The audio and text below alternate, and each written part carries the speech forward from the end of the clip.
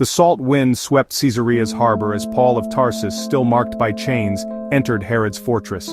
Inside, Seneca the Younger awaited, not as a jailer, but as a seeker of truth.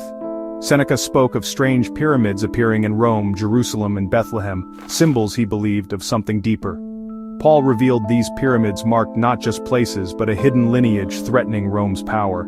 They pointed to a secret bloodline, a dynastic claim that could unite Judea and challenge the empire. Seneca, versed in the language of power, recognized the danger. Paul explained this was not just spiritual rebellion but a dynastic one, rooted in history Rome tried to erase. The pyramids were silent declarations of a kingdom poised to rise. Seneca listened, realizing this was a conspiracy that reached from Judea's alleys to Rome's heart. The conversation had just begun, but the air was thick with revelation. Two worlds, philosophy and faith, collided in that fortress room. The secret at stake was nothing less than the future of empires.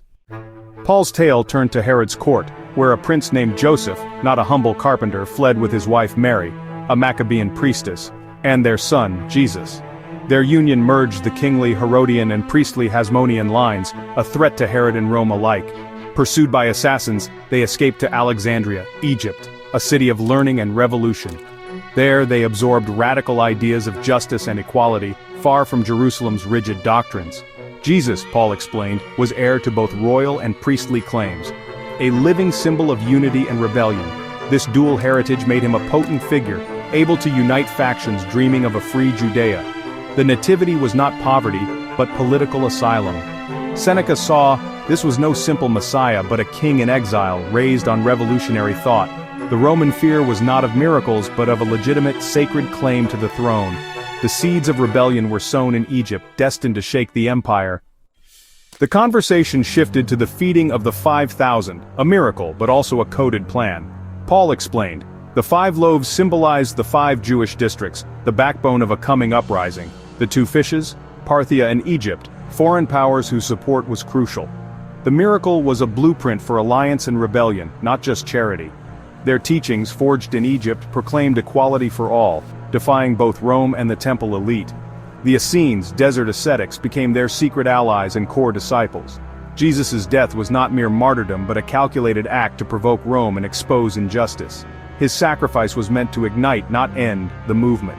The plan was radical: unite the oppressed, challenge the powerful, and spark a new order. Seneca grasped the depth of the conspiracy. Faith as strategy, miracle as message. The feast was a call to revolution, hidden in plain sight.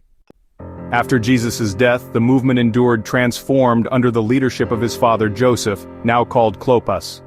Clopas became the living link to the dynastic plan guiding the community with wisdom forged in Egypt.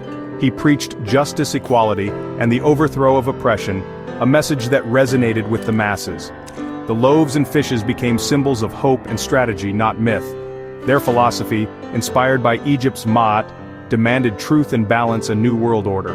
Clopas organized, inspired, and kept the vision alive, not just faith, but a dynasty in waiting. The movement was a family's legacy, a Herodian prince, a Maccabean priestess, and their martyred son. Seneca, silent, saw the scope pyramids, lineage, miracles, all part of a breathtaking conspiracy. The legacy was now Clopas's to carry his teachings spreading like wildfire. The revolution, born in exile, threatened to consume the empire itself.